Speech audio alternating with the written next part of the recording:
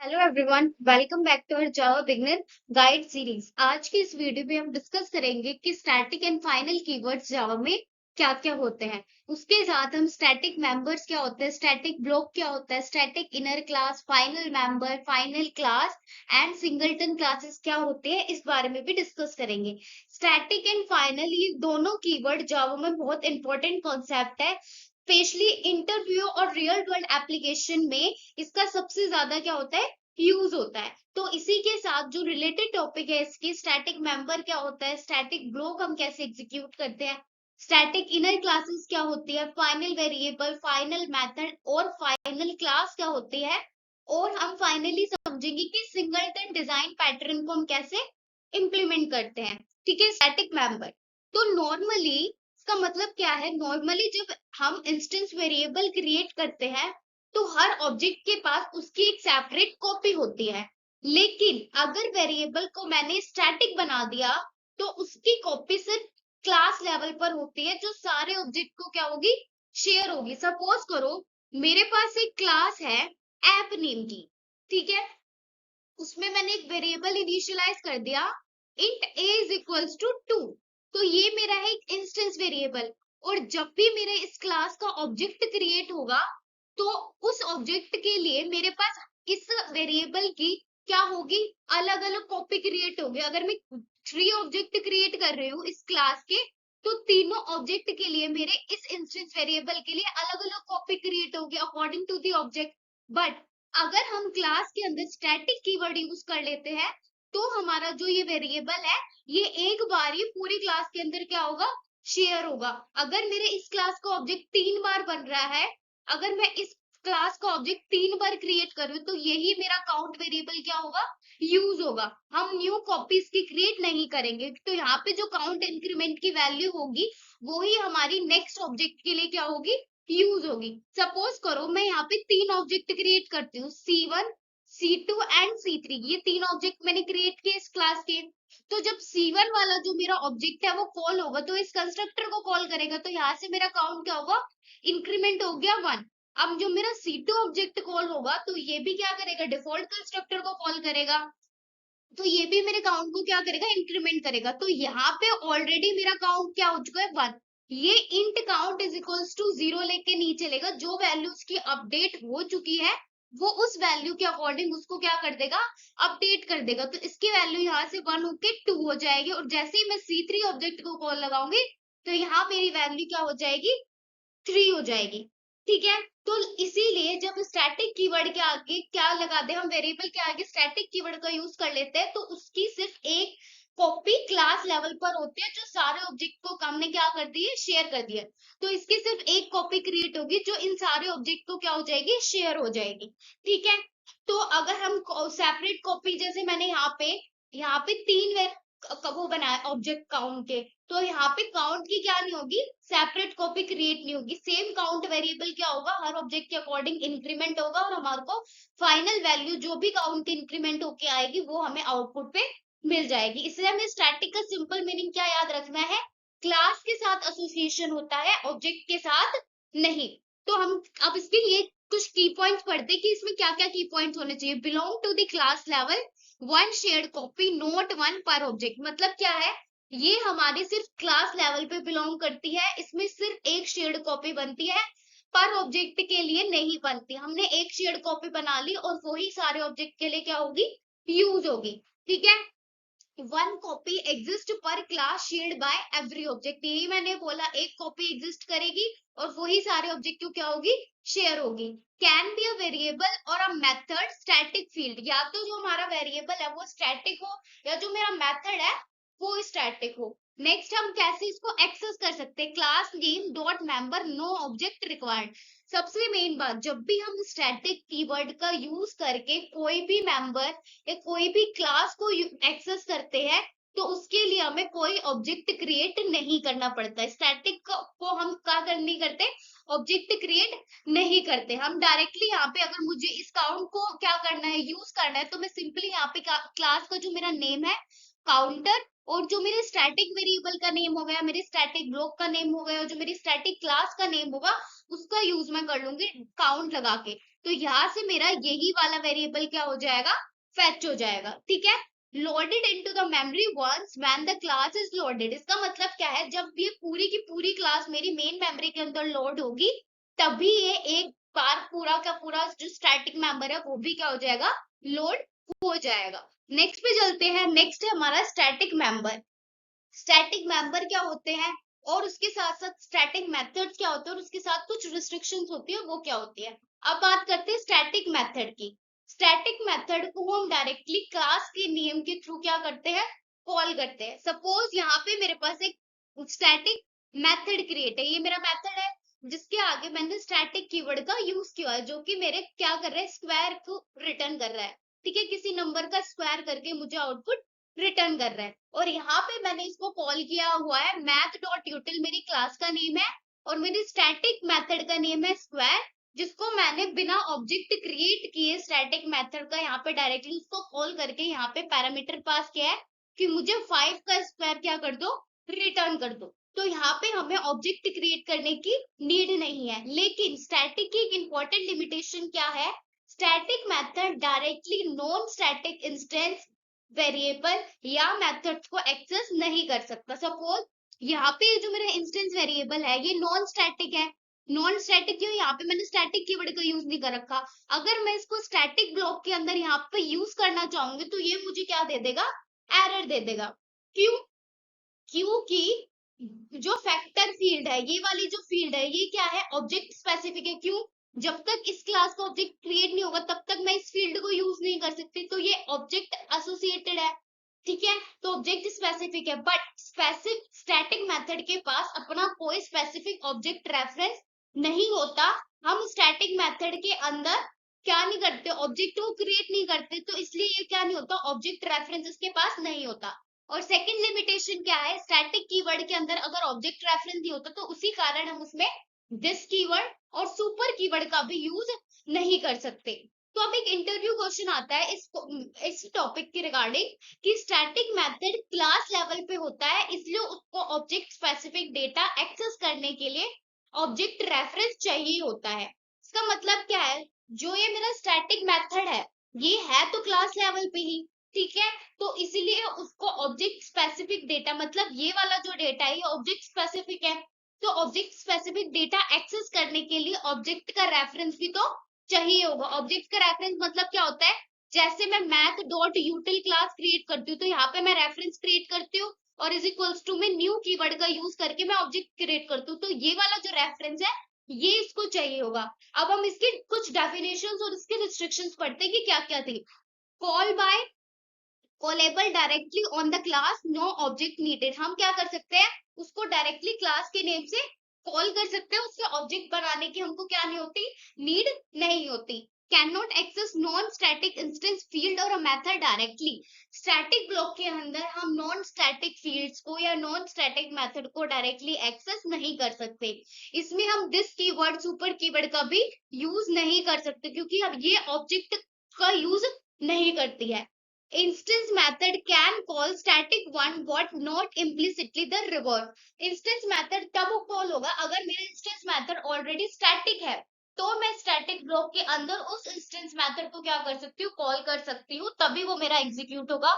अगर वो मेरा नॉन स्टैटिक है तो वो मेरा इंस्टेंस वेरिएबल क्या कर देगा, मुझे एरर शो कर देगा। क्यों, क्योंकि ऑब्जेक्ट स्पेसिफिक होगा वो वेरिएबल, इंस्टेंस वेरिएबल, और स्टैटिक के अंदर हम कोई ऑब्जेक्ट क्रिएट नहीं करते हैं, ठीक है। तो सपोज करो मेरे पास एक क्लास है स्टूडेंट नेम की, ठीक है। मेरे पास एक क्लास है स्टूडेंट नेम की और मैंने उसमें एक वेरिएबल इनिशियलाइज किया हुआ है स्टैटिक का यूज करके, static in count is equals to 0, ठीक है। और मैंने स्टूडेंट नाम का कंस्ट्रक्टर क्रिएट किया है जो कि मेरे काउंट को क्या कर रहा है, इंक्रीमेंट कर रहा है, ठीक है। अब मैंने क्या किया, मेन फंक्शन बनाया, उस मेन फंक्शन के अंदर मैंने इस स्टूडेंट के क्या किया, ऑब्जेक्ट क्रिएट कर दिया, न्यू स्टूडेंट, 3 ऑब्जेक्ट क्रिएट कर दिए, new student and new student, ठीक है। इस तरीके से मैंने इनके स्टूडेंट को ऑब्जेक्ट क्रिएट करके उसको प्रिंट करा दे कि एक्चुअल मेरा काउंट क्या आएगा। अब मैंने 3 स्टूडेंट्स की कॉल लगाई है, 1 2 एंड 3। अब मेरा कंस्ट्रक्टर 3 बार कॉल होगा क्योंकि मैंने 3 ऑब्जेक्ट क्रिएट किया है यहाँ पे, ठीक है। कैसे? अभी मेरा स्टैटिक कीवर्ड है, तो मैं डायरेक्टली इसको ऑब्जेक्ट क्रिएट कर दिया मैंने। अब मैंने इसको यूज करके इस काउंट वेरिएबल को इंक्रीमेंट करूंगी। यहाँ पे मेरा कंस्ट्रक्टर कॉल हुआ, काउंट होगा मेरा 1, फिर दोबारा इसके लिए मेरा कंस्ट्रक्टर कॉल होगा, तो जो इसकी वैल्यू 1 है, ये वाली वैल्यू क्या होगी, इसके लिए मेरे पास कॉल यूज होगी। तो 1 के बाद मेरा 2 आएगा और थर्ड के लिए मेरे पास 3 आएगा, तो मेरा फाइनल आउटपुट क्या आएगा, 3 आएगा। अब यहाँ पे समझो, यहाँ काउंट स्टैटिक है, तो सारे स्टूडेंट ऑब्जेक्ट सेम वेरिएबल क्या करेंगे, शेयर करेंगे। सेम ही वेरिएबल मेरा क्या होगा, इसके लिए यूज होगा काउंट वाला। तो फर्स्ट ऑब्जेक्ट के लिए मेरा काउंट 1 आएगा, सेकंड ऑब्जेक्ट के लिए मेरा काउंट 2 आएगा और थर्ड ऑब्जेक्ट के लिए मेरा काउंट 3 आएगा। तो इंपॉर्टेंट पॉइंट क्या है, अगर मेरा काउंट स्टैटिक नहीं होता तो हर ऑब्जेक्ट के लिए मेरे पास क्या होती, सेपरेट कॉपी होती। कैसे? न्यू स्टूडेंट के लिए मेरे पास ऑब्जेक्ट 1 आता, फिर दोबारा जब मेरा काउंटर कॉल होता तो इसकी वैल्यू 0 ही इनिशियलाइज हो जाती, तो दोबारा 1 आता, फिर यहाँ पे भी मेरा दोबारा क्या आता, 1 आता। तो इस तरीके से अगर मेरा काउंट क्या नहीं होता, स्टैटिक नहीं होता, तो उसके लिए हर एक सेपरेट कॉपी क्या होती, क्रिएट होती। नेक्स्ट पे चलते हैं। नेक्स्ट है हमारा स्टैटिक ब्लॉक।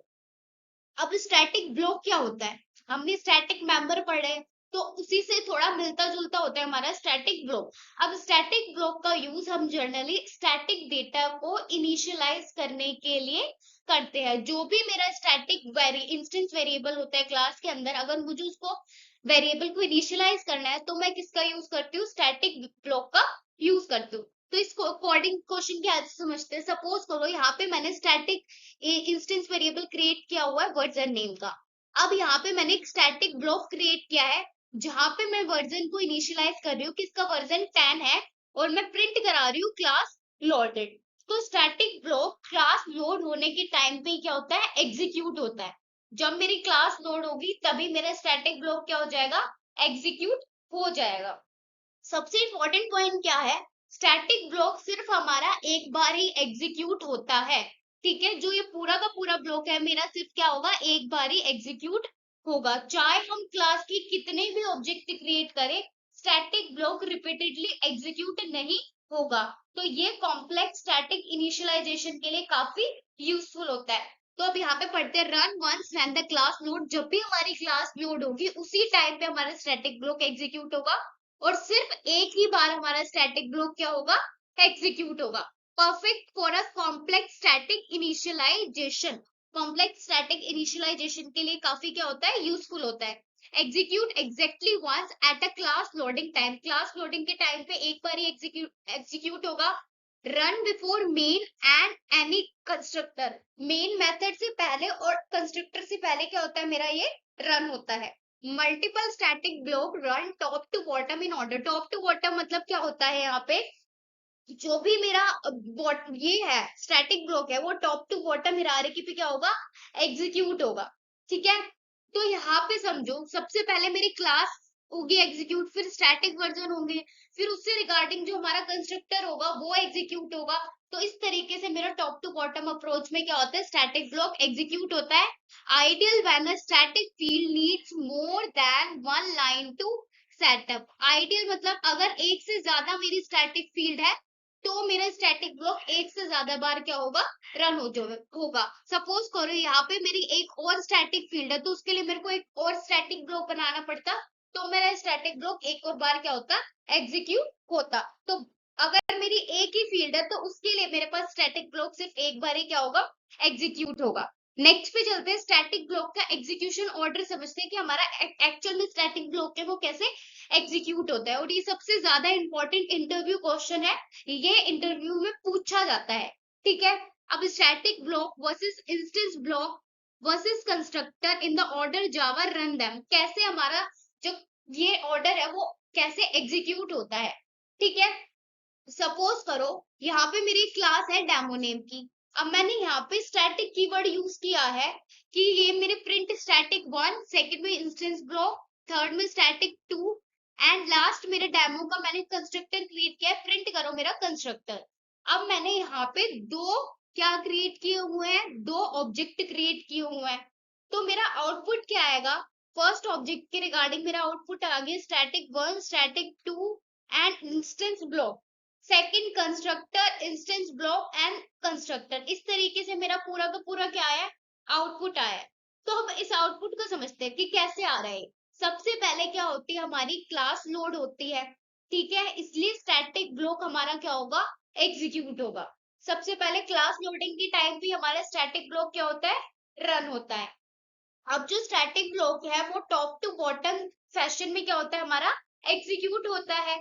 तो उसके बाद फर्स्ट ऑब्जेक्ट के लिए हमारा इंस्टेंस ब्लॉक क्या होगा, एग्जीक्यूट होगा। तो उसके बाद हमारा इंस्टेंस ब्लॉक एग्जीक्यूट होगा पर ऑब्जेक्ट के लिए। तो जो हमारा फर्स्ट ऑब्जेक्ट होगा उसके लिए हमारा इंस्टेंस ब्लॉक क्या होगा, एग्जीक्यूट होगा।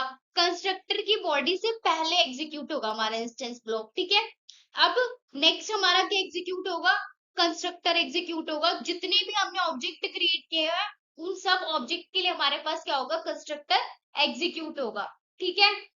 सेकंड ऑब्जेक्ट के लिए स्टैटिक ब्लॉक दोबारा हमारा एग्जीक्यूट नहीं होगा, क्योंकि स्टैटिक ब्लॉक एक बार ही क्या होता है, हमारा एग्जीक्यूट होता है। तो यहाँ पे जो ये स्टैटिक ब्लॉक है ये हमारा सिर्फ एक ही बार क्या होगा, एग्जीक्यूट होगा, जब हमारा क्लास क्या हो रही होगी, लोड हो रही होगी, ठीक है। और सिर्फ इंस्टेंस ब्लॉक और कंस्ट्रक्टर क्या होंगे, हमारे बार बार एग्जीक्यूट होंगे। तो referencing the class all trigger loading no object required, इसका मतलब क्या है, जो हमारा स्टैटिक कीवर्ड है उसके लिए मैं सिर्फ एक बार ही उसको लोड करूंगी। और अगर मेरा कोई स्टैटिक फील्ड है यहाँ पे तो मैं उसको कोई ऑब्जेक्ट नहीं करूंगी क्रिएट, मैं डायरेक्टली उसको क्या कर लूंगी, यूज कर लूंगी। तो यहाँ पे अगर मैंने दो यहाँ पे ऑब्जेक्ट क्रिएट करे तो जो मेरा स्टैटिक ये वाला ब्लॉक है ये एक बार ही एग्जीक्यूट होगा। और जो और ये स्टैटिक 2 है, ये भी मेरा स्टैटिक है, तो ये भी एक बार एग्जीक्यूट होगा। इंस्टेंस ब्लॉक और जो मेरा कंस्ट्रक्टर है वो क्या होंगे, बार बार एग्जीक्यूट होंगे जब भी मेरी क्लास का ऑब्जेक्ट क्या होगा, क्रिएट होगा या एग्जीक्यूट होगा, ठीक है।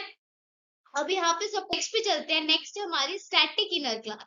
स्टैटिक इनर क्लास क्या होती है, अब हम एक इंटरेस्टिंग टॉपिक देखते हैं, स्टैटिक इनर क्लास। ये बहुत इंटरेस्टिंग टॉपिक है और आपको इसको पढ़ने में काफी मजा आएगा अगर आपको इनर क्लासेस के बारे में पता है तो, ठीक है।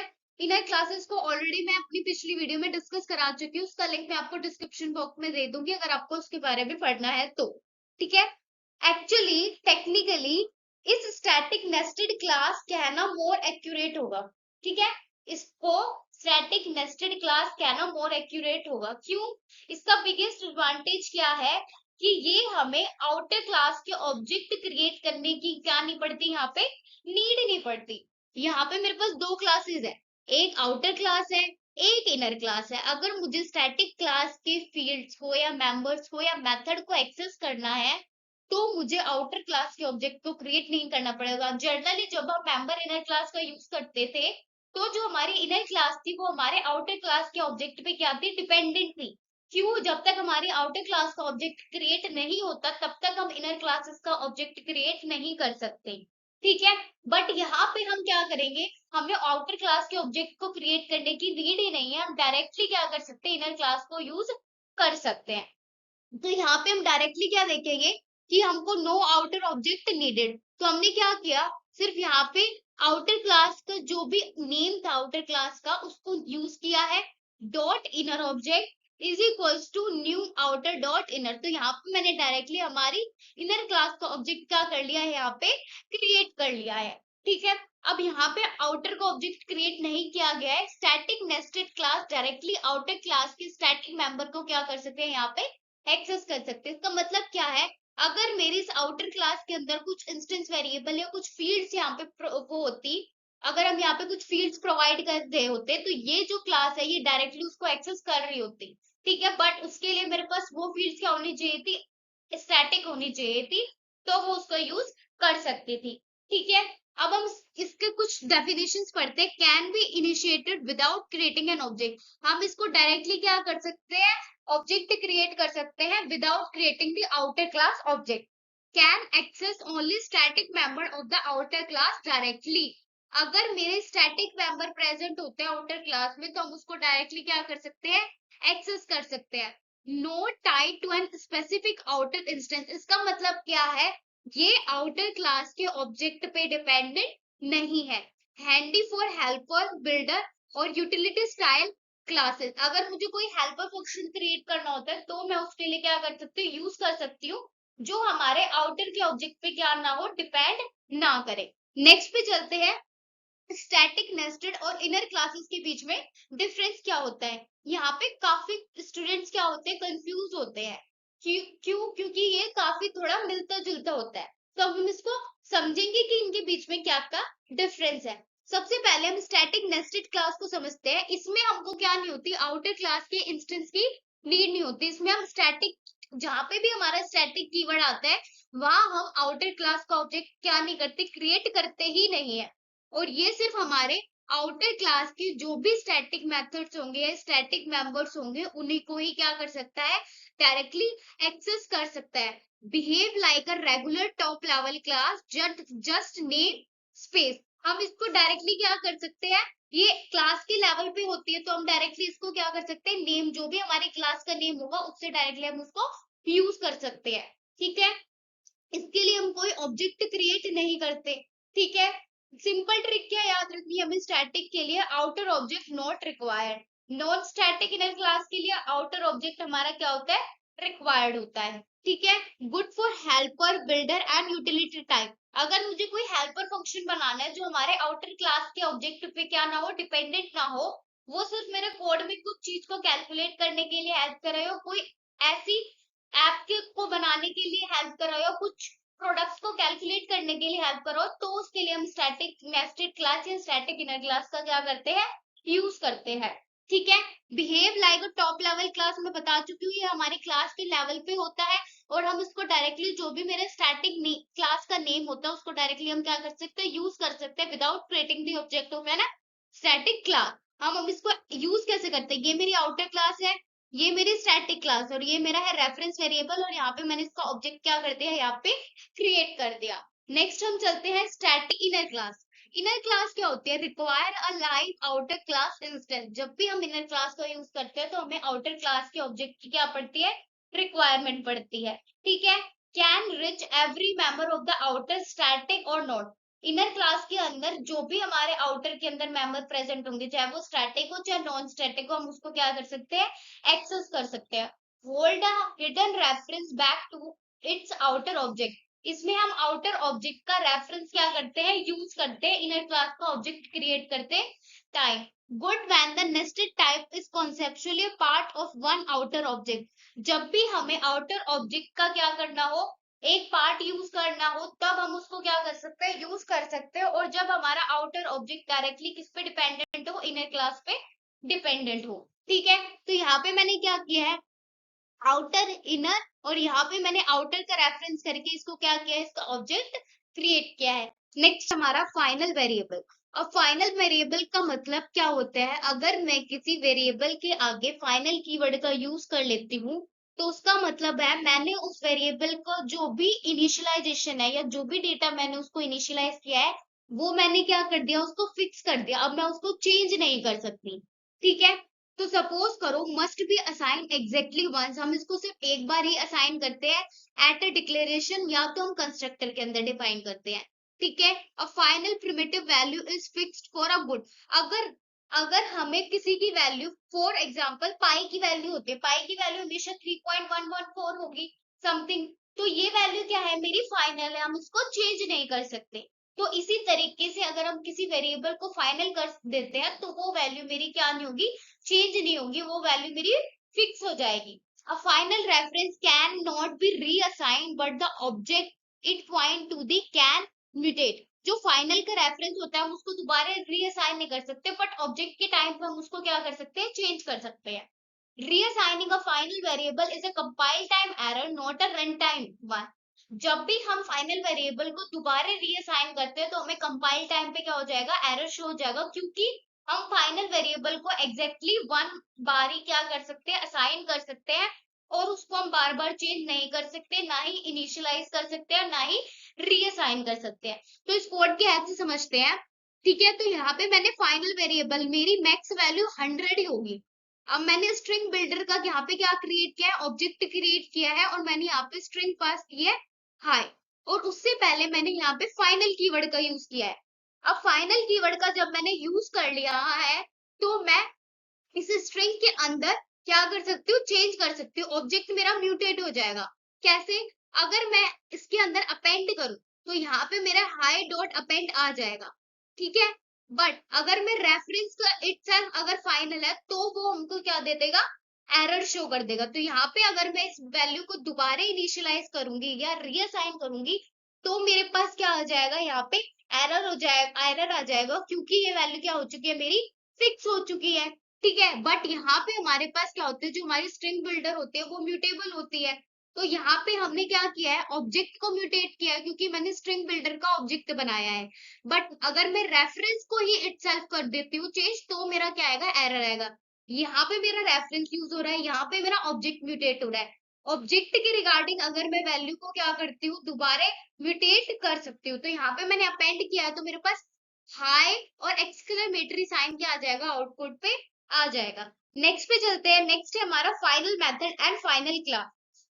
अब फाइनल मेथड और फाइनल क्लास क्या होते हैं, locking behaviour at the method level और शट डाउन इनहेरिटेंस एंटायरली। इसका मतलब क्या है, जो हमारा बिहेवियर है वो कब मेथड लेवल पे ही क्या होता है, एग्जीक्यूट होता है, और इनहेरिटेंस को क्या कर देता है, स्टॉप कर देता है। हमारी क्लास में हम क्या करें, उस क्लास को दोबारा इनहेरिट किस नहीं कर सकते, या उस इंस्टेंस वेरिएबल को किसी और क्लास के अंदर क्या नहीं कर सकते, इनहेरिट नहीं कर सकते।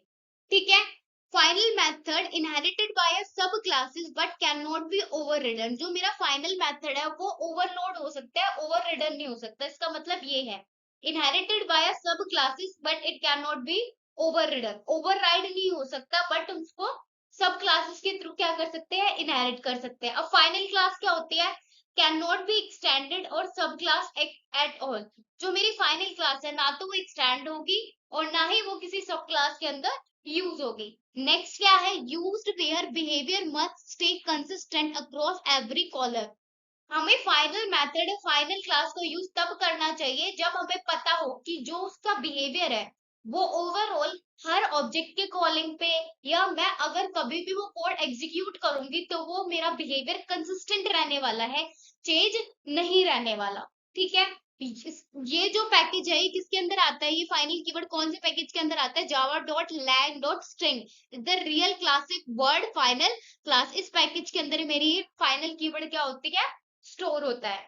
तो सपोज करो यहाँ पे मैंने एक पेमेंट नाम की क्या बनाई है, क्लास क्रिएट की है, और मैंने यहाँ पे इस मेथड को क्या कर दिया, फाइनल डिक्लेयर कर दिया। ठीक है, अब फाइन अगर मैं वही प्रोसेस को अपनी सब क्लास के अंदर यूज करना चाहूंगी तो मेरे पास क्या आ जाएगा, एरर आएगा, क्योंकि हम फाइनल कीवर्ड को या फाइनल मेथड को कहीं भी इनहेरिट नहीं कर सकते। हम उसको ओवरलोड कर सकते हैं, बट हम उसको एक्सटेंड नहीं कर सकते। ठीक है, तो यहाँ पे हमको ओवरराइडेशन वाली प्रोसेस जो होती है वो हम नहीं कर सकते। ठीक है, नेक्स्ट हमारे पास है फाइनल इम्यूटेबल पॉइंट। अब मैंने यहाँ पे दो वेरिएबल पास किए हैं, एक्स एंड वाई।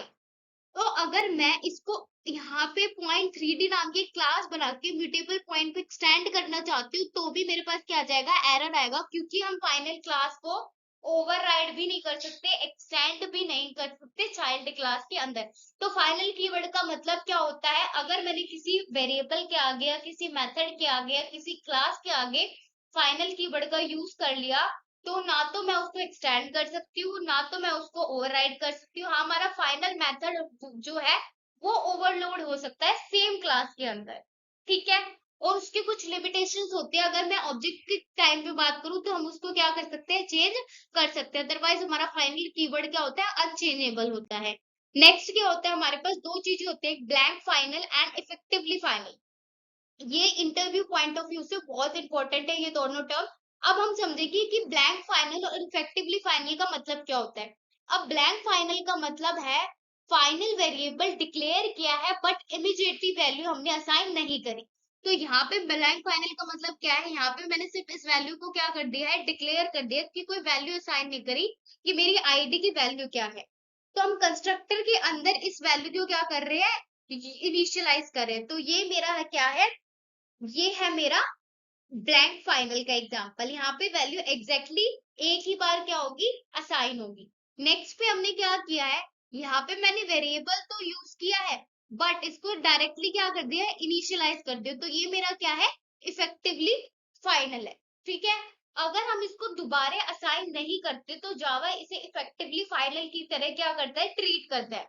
अगर मैंने ये variable int count is equals to 0 कर दिया, अगर मैं इसकी वैल्यू दोबारा रीअसाइन नहीं करती तो जावा उसको इफेक्टिवली फाइनल की तरह क्या करेगा, ट्रीट करेगा। इसी वजह से हम इसे लैम्डा के अंदर भी क्या करते हैं, यूज करते हैं। ठीक है, तो ये वाले पास ये मैंने कैसे एक्सप्रेशन लिखा है, ये मेरा लैम्डा एक्सप्रेशन है कि ये मेरा रेफरेंस वेरिएबल है और यहाँ पे मैंने इसका ऑब्जेक्ट क्रिएट किया हुआ है डायरेक्टली और यहाँ पे मैं क्या करा रही हूँ, उस काउंट को प्रिंट करा रही हूँ।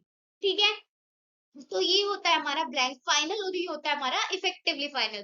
तो blank final is declared with no initializer set once later, जिसको हम इनिशियलाइज नहीं करते सिर्फ डिक्लेयर करते हैं वो हमारा ब्लैंक फाइनल होता है। Blank final instance field must be set in every constructor, her constructor के अंदर वो जो ब्लैंक फाइनल की फील्ड होती है वो प्रेजेंट होनी चाहिए। इफेक्टिवली फाइनल का मतलब क्या होता है, लोकल वैर never reassign after it first value, एक बार असाइन करने के बाद हम उसको रीअसाइन ना करें तो हमारा इफेक्टिवली फाइनल की तरह क्या होता है, ट्रीट होता है। Once effectively final local can be used inside a lambda और एनोनिमस क्लासेस। ठीक है, इफेक्टिवली फाइनल का यूज या तो लैम्डा एक्सप्रेशन के अंदर या एनोनिमस क्लास के अंदर क्या करते हैं, यूज करते हैं। नेक्स्ट है हमारी सिंगलटन क्लास। सिंगलटन क्लास का मतलब क्या होता है, अब ठीक है, अब हम इसको कंबाइन करके पढ़ेंगे कि स्टैटिक फाइनल और प्राइवेट कंस्ट्रक्टर को कंबाइन करके पढ़ेंगे कि हमारी सिंगलटन क्लास क्या होती है। ठीक है, अब सिंगलटन क्लास में क्या होता है, पूरी एप्लीकेशन में क्लास सिर्फ एक ही ऑब्जेक्ट क्या करे, एग्जिस्ट करे। मतलब क्या है, इस क्लास के लिए मेरे पास सिर्फ एक ही ऑब्जेक्ट क्या हो, एग्जिस्ट करे। अब private constructor block creation from outside the class. ठीक है, अब इन इसके लिए मेरे पास तीन चीजें चाहिए, जो मेरा कंस्ट्रक्टर है वो क्या होना चाहिए, प्राइवेट होना चाहिए। सेकंड क्या है, जो भी मेरे इंस्टेंस वेरिएबल होंगे वो क्या होने चाहिए, स्टैटिक फाइनल होने चाहिए। थर्ड क्या है, instance is created immediately when the class load, जब भी मेरी क्लास क्या होगी, लोड हो जाएगी, तभी मेरा इंस्टेंस क्या हो जाएगा, डायरेक्टली क्रिएट हो जाएगा। ठीक है, simple and thread safe but build even if never use, object को एक ही जगह क्या करना, बार बार क्रिएट करना, और ये सिंपल है, थ्रेड सेफ है। ठीक है, एग्जाम्पल यहाँ पे हमने दे रखा है कि हमने यहाँ पे प्राइवेट स्टैटिक सिंगलटन यहाँ पे क्रिएट किया हुआ है। अब प्राइवेट कंस्ट्रक्टर की वजह से आउटसाइड क्लास हम डायरेक्टली न्यू सिंगलटन का यूज नहीं कर सकते। ठीक है, न्यू सिंगलटन का यूज क्यों नहीं कर सकते, यहाँ पे मेरा कंस्ट्रक्टर क्या है, प्राइवेट है। ठीक है, तो उसी वजह से हम स्टैटिक फाइनल इंस्टेंस इंश्योर करते हैं कि हमारा सेम इंस्टेंस क्या हो, रिटर्न हो। तो इसी अप्रोच को हम ईगर सिंगलटन भी कहते हैं, बिकॉज ऑब्जेक्ट क्लास लोडिंग के टाइम ही क्या होता है, हमारा क्रिएट होता है। ठीक है, तो ऑब्जेक्ट हमारा क्लास लोडिंग के टाइम पे क्या होता है, क्रिएट होता है। तो उसके लिए हम यहाँ पे कौन सा चीज यूज करते हैं, गेट इंस्टेंस का यूज करते हैं, जो हमारा स्टैटिक फाइनल इंस्टेंस है वो इंश्योर करता है कि हमारा यहाँ पे सेम इंस्टेंस क्या हो, रिटर्न हो। तो मेरा इंस्टेंस यहाँ पे मैंने न्यू सिंगलटन कर रखा है, तो यहाँ पे मेरा न्यू सिंगलटन ही क्या हो जाएगा, रिटर्न हो जाएगा। हम डायरेक्टली इस क्लास के बाद न्यू सिंगलटन यूज नहीं कर सकते मेन मेथड में, क्योंकि जो हमारा कंस्ट्रक्टर है वो क्या है, हमारा प्राइवेट फील्ड है। और इसी अप्रोच को हम ईगर सिंगलटन क्लास भी कहते हैं, और हमारा ऑब्जेक्ट क्लास लोडिंग के टाइम पे क्या होता है, क्रिएट होता है। ठीक है, नेक्स्ट पे चलते हैं। नेक्स्ट है हमारा लेजी एंड थ्रेड सिंगलटन। अब इसका मतलब क्या है, अगर हम ऑब्जेक्ट तब बनाए जब हमारा हमें एक्चुअली रिक्वायरमेंट हो, तो हम लेजी सिंगलटन क्लास का यूज करें। जब हमें रिक्वायरमेंट है तब हम अगर ऑब्जेक्ट क्रिएट करें तो हम लेजी सिंगलटन क्लास का क्या करते हैं, यूज करते हैं। यहाँ पे सपोज करो ये मेरा कोड है लेजी सिंगलटन क्लास। अब यहाँ पे मैंने एक इंस्टेंस क्रिएट किया हुआ है जो कि है नल। अब फर्स्ट टाइम जब मेरा गेट इंस्टेंस वाला मेथड जो कॉल होगा, ये जब कॉल होगा तो ये क्या करेगा, एक न्यू ऑब्जेक्ट क्रिएट होगा, और नेक्स्ट टाइम कॉल करने के बाद इंस्टेंस ऑलरेडी क्या हो जाएगा, मेरे पास यहाँ पे अवेलेबल हो जाएगा। अगर मेरे पास कोई इंस्टेंस अवेलेबल नहीं है तो मेरे पास नल आएगा, तो मेरे पास ये वाली ये क्या होगा, कोड यूज होगा। अब जब मेरा गेट इंस्टेंस दोबारा कॉल होगा तो मेरे पास यहाँ पे क्या हो जाएगा, एक इंस्टेंस ऑलरेडी प्रेजेंट होगा नेक्स्ट टाइम कॉल करने के बाद। ठीक है, अब बट यहाँ पे हमने क्या यूज किया हुआ है, यहाँ पे हमने सिंक्रोनाइज्ड का यूज किया हुआ है। तो सिंक्रोनाइज्ड का मतलब क्या है, जब हमारे मल्टीपल थ्रेड साइमल्टेनियसली एक साथ चल रहे हो तो हम उस वहां पे सिंक्रोनाइज कीवर्ड का यूज करते हैं, किस लिए, कि हमारा एक थ्रेड एक टाइम पे ही चले। तो multiple thread simultaneously get instance of call को क्या करेंगे, कॉल करते रहेंगे। तो सिंक्रोनाइजेशन रेस कंडीशन को क्या करता है, प्रिवेंट करता है। हम ऑपरेटिंग सिस्टम्स में रेस कंडीशन पढ़ते हैं। रेस कंडीशन का मतलब क्या होता है, बहुत सारे प्रोसेसेस एक ही वेरिएबल को बार बार क्या कर रही है, यूज कर रही है। तो उसी रेस कंडीशन को प्रिवेंट करने के लिए हम यहाँ पे सिंक्रोनाइज कीवर्ड का यूज करते हैं। ठीक है, तो इंटरव्यू पॉइंट में प्लेन लेजी सिंगलटन थ्रेड यहाँ पे क्या नहीं होता, सेफ नहीं होता। तो लेजी का मतलब क्या होता है, instance is created only the first instance call, तो हमारा जो इंस्टेंस है वो तब क्रिएट होगा। Plain lazy code is not thread safe, क्योंकि two thread can create two instance, दो थ्रेड क्रिएट होंगे तो दो इंस्टेंस हमारा क्या होगा, क्रिएट होंगे। सिंक्रोनाइजेशन हमारी रेस कंडीशन को प्रिवेंट करता है। इनम बेस्ड सिंगलटन क्लास क्या होती है, सेफ होती है। अब हम एक क्विक रिकैप लेते हैं जो भी हमने आज की वीडियो में पढ़ा है। स्टैटिक मेंबर क्या होता है, एक बार हमारा पूरी क्लास के अंदर शेयर्ड होता है, और एक्सेस हम क्या कर सकते हैं, जो भी हमारा क्लास नेम होगा और स्टैटिक मेंबर का जो भी नेम होगा। स्टैटिक ब्लॉक क्या होता है, एक बार हम उसको सेटअप करते हैं, जब भी हमारी क्लास लोड होगी तभी की तभी वो क्या होगा, लोड होगा। स्टैटिक इनर क्लास क्या होता है, nested class usable without an outer class object, without creating an outer class of object we can access the static inner class member और method। फाइनल मेंबर का मतलब क्या होता है, लोक वेरिएबल वैल्यू मेथड और होल क्लास। फाइनल का मतलब क्या होता है, अगर मैंने किसी वेरिएबल की वैल्यू को फाइनल कर दिया, मैंने किसी मेथड को फाइनल कर दिया, तो हम उसको ओवरराइड नहीं कर सकते, उसकी वैल्यू क्या हो चुकी है, फिक्स हो चुकी है। सिंगलटन क्लास मतलब क्या होता है, एग्जैक्टली पूरी क्लास के लिए मेरे पास एक ही ऑब्जेक्ट क्या हो, क्रिएट हो, उस क्लास के लिए मल्टीपल ऑब्जेक्ट्स क्रिएट ना हो। अब हम एक क्विज प्रैक्टिस करेंगे। A static block run once per object created, per object पे हमारा स्टैटिक ब्लॉक क्रिएट होता है, नहीं सिर्फ एक बार ही क्रिएट होता है। इसका आंसर है fall.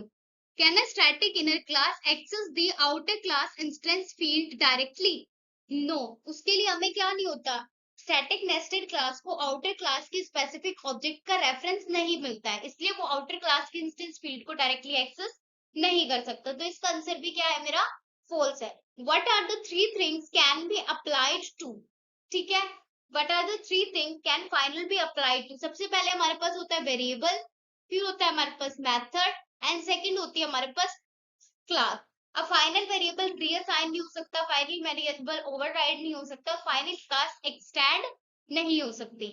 In a singleton class why is the constructor private, हम सिंगलटन क्लास के अंदर कंस्ट्रक्टर को प्राइवेट क्यों रखते हैं। प्राइवेट कंस्ट्रक्टर आउटसाइड कोड को डायरेक्ट ऑब्जेक्ट क्रिएशन से क्या करता है, प्रिवेंट करता है। अगर हम उसको सिंगलटन नहीं रखेंगे तो उससे एक से ज्यादा हमारे ऑब्जेक्ट क्या हो जाएंगे, क्रिएट हो जाएंगे। बट सिंगलटन क्लास में हमको एक ही ऑब्जेक्ट एग्जैक्टली क्या करना होता है, क्रिएट करना होता है। तो ऑब्जेक्ट क्रिएशन कंट्रोल के लिए हम गेट इंस्टेंस ऑफ मेथड के थ्रू क्या करते हैं, उसको क्रिएट करते हैं। ठीक है, नेक्स्ट क्या है, why is a plain lazy singleton class unsafe with multiple thread, क्योंकि दो थ्रेड सेम टाइम पे क्या कर रहे होंगे, यहाँ पे चेक कर रहे होंगे। ठीक है, अगर हम सिंक्रोनाइजेशन का यूज नहीं करेंगे तो हमारे मल्टीपल थ्रेड एक साथ क्या कर रहे होंगे, रन कर रहे होंगे, तो हमारी रेस कंडीशन क्या हो जाएगी, अकर हो जाएगी। इसलिए हम क्या करेंगे, यहाँ पे सिंक्रोनाइजेशन या अनदर थ्रेड से अप्रोच की रिक्वायरमेंट होती है। Is a final reference variable underline object always immutable, why और वाई नोट, तो फाइनल सिर्फ रेफरेंस को असाइन करने से क्या करता है, रोकता है। ठीक है, अगर ऑब्जेक्ट को हम क्या कर सकते हैं, म्यूटेट कर सकते हैं। तो जैसे हमने पिछले क्वेश्चन में देखा था, जब हमने स्ट्रिंग बिल्डर का ऑब्जेक्ट क्रिएट किया था, तो वहां पे मैंने एक्सक्लेमेटरी साइन को अपेंड किया था। ठीक है, क्योंकि वहां पे मैं स्ट्रिंग बिल्डर का क्या पे कर रही थी, ऑब्जेक्ट क्रिएट कर रही थी, तो अब हम ऑब्जेक्ट को म्यूटेट कर सकते हैं। ठीक है, बट उसके रेफरेंस को नहीं कर सकते। Thanks for watching, please like share and subscribe my channel. If you like this video please hit the like button.